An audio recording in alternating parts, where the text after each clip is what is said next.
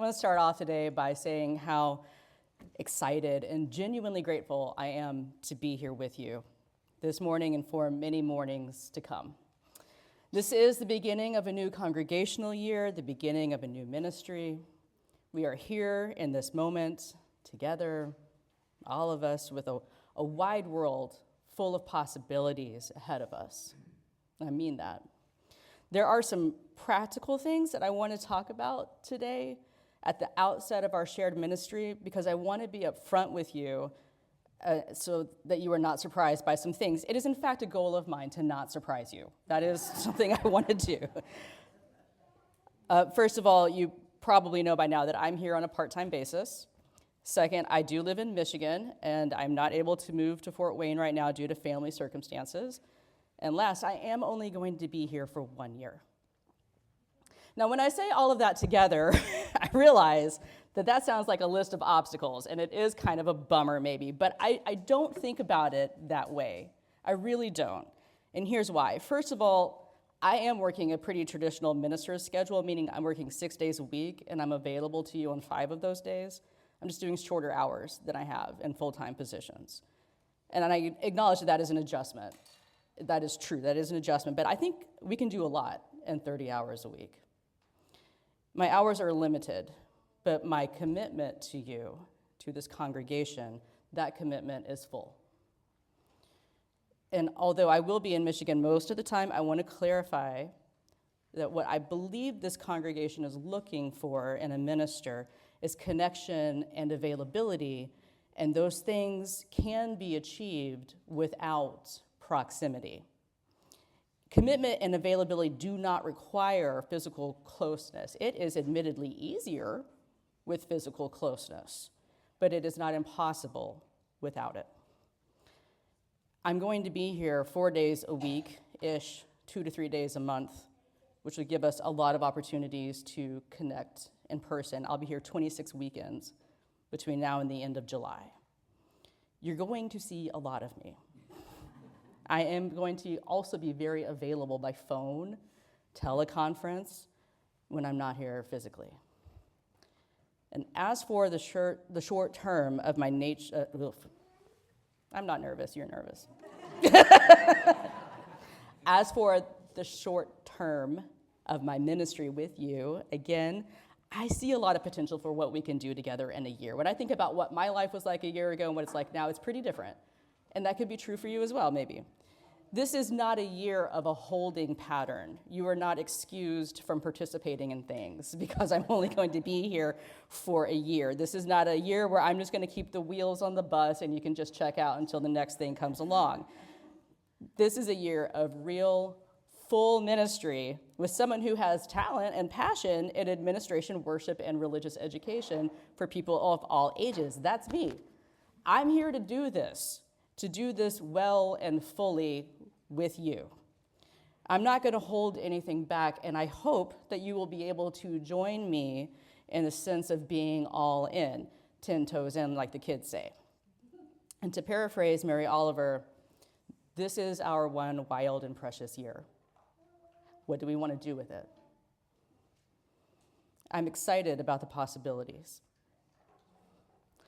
What I imagine our biggest barrier might be is trust and relationship building, because it takes time and interactions for a congregation and a minister to build a sense of shared ministry and shared identity. You have to be together and you have to do stuff together.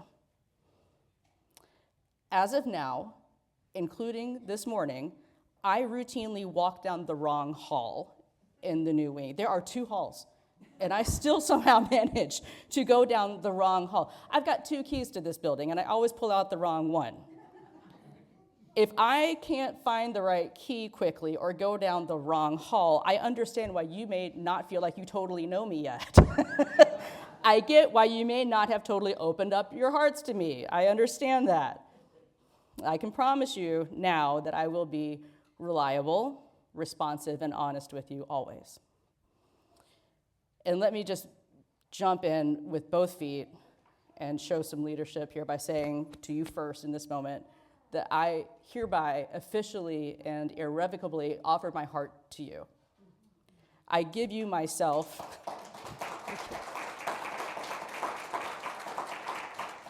And let me tell you what I mean by that. I give you myself to love you, to care about the events of your lives, and to further the mission of this congregation, to be a part of this community that existed a long time before me and will continue to exist a long time after me.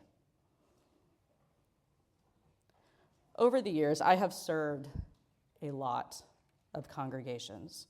I have typically been a short timer by design, coming in either on a time-limited agreement based on my needs or the needs of the congregation. This is my 8th Unitarian Universalist congregation over the span of 2 decades. I've worked in roles ranging from nursery care to youth program coordinator to membership to senior minister.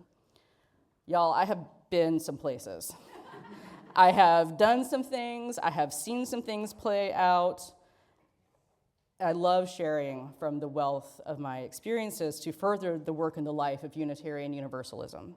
And one thing that I know for certain is that I can love you fully, truly, and well, knowing that it isn't forever. And I'm yours, and I want to be yours until we part. I'm here fully until I'm not. And I hope that you will be able to join me in the land of trust and vulnerability when you're ready. All right, enough about me. Let's talk about Unitarian Universalism. Every minister has their own approach to congregational life, our own understanding of what we're trying to do here, what we're trying to accomplish as individual congregations, as a movement. For me, the purpose of Unitarian Universalism, the purpose of every Unitarian Universalist congregation is to put more Unitarian Universalism into the world. That's what we're here to do. I was taught that in my ministerial formation, and I believe it to be true. The purpose of every Unitarian Universalist congregation is to put more Unitarian Universalism into the world. And if that feels vague, our congregation, because we're our congregation has a specific mission statement for how we will do this.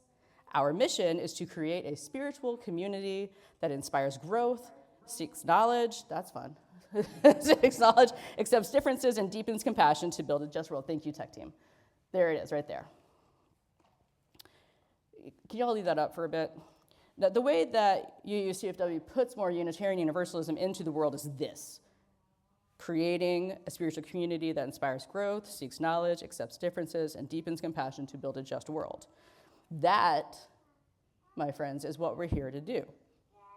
The mission statement spells out how we are putting out more Unitarian Universalism into the world and into ourselves. And I have to tell you that out of all of the congregations that I have known and loved, this is the best mission statement that I've seen. And I mean that, and let me tell you why. First of all, it makes sense. Those are words that we know. And second of all, it's actionable. We can actually do something with that. We know what it means to create a spiritual community. That means that we're going to be a church, and we're going to do church together, right? In a way that inspires growth. So that's our fellowships, our social justice work, and worship services. All of those inspire growth and more.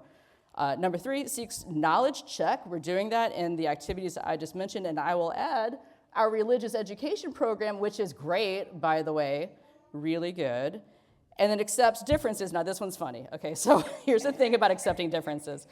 It's a surprisingly tough one in a UU congregation where we all think that we are just so open-minded until somebody surprises us.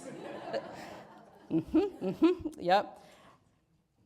Here at UUCFW, we have said that it's a goal, so we know that it's hard, and we're committed to figuring it out, which is a mile better than pretending that it's just, done, right? That we just already accept differences and we don't need to talk about it. This is much better. This mission statement finishes up with deepens compassion to build a just world. I love that. This is, for me, the best part. Because this means that we believe a just world is predicated upon compassion, which is true. Compassion is what builds a just world, and not education, certainly not thoughts and prayers, not ignoring differences, and not compliance. Compassion. Without compassion, we are lost. The purpose of every UU congregation is to put more Unitarian Universalism into the world And at UUCFW, we do that by creating a spiritual community that inspires growth, seeks knowledge, accepts differences, and deepens compassion to build a just world. Okay, we can take that down now, please, tech team. Thank you. All right, so we have covered what I understand to be the purpose of congregational life, and now for worship. The worship service is the spiritual and ethical touchstone of a congregation. This is the part of the congregation that most people interact with most regularly. Now, there will always be people who are involved in the congregation or even deeply involved members of the congregation who do not attend or watch worship services. That's fine. But for most people, this is the place where they receive information about the spiritual and ethical life of the congregation and about Unitarian Universalism. This is the best opportunity for us to refine and expand what we know about Unitarian Universalism and each other. We're going to talk about Unitarian Universalism a lot, because I kind of think that's what we're here to do. This is where we can reflect on the world through the lens of Unitarian Universalism, where we can receive information about and inspiration from Unitarian Universalism, which is the thing that connects us to each other, to the congregation, and to the broader movement. And I take that responsibility very seriously.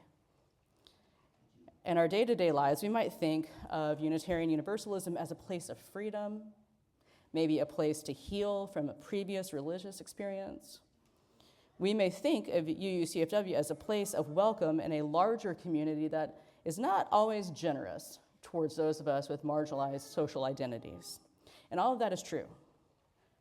But we do a disservice to ourselves, and especially to our young, if we don't find some time to talk together and to learn together about the history of Unitarian Universalism and what's happening in the movement outside of UUCFW. It is a joke, maybe or not, that many people think that Unitarian Universalism fell out of the sky somewhere between 1961 and the day they came in the door. 1961 is the merger of the Unitarians and the Universalists. Okay.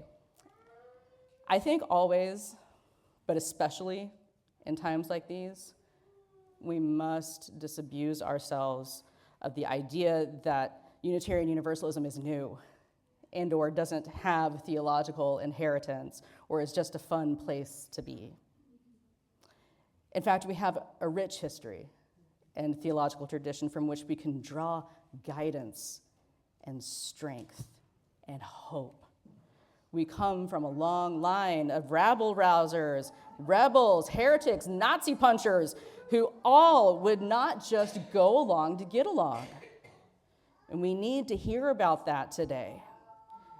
And as fun and freeing as I want Unitarian Universalism to feel to all of us, I do, let us never forget, though, that people have fought and died so that we might have this inheritance of a liberal religious tradition.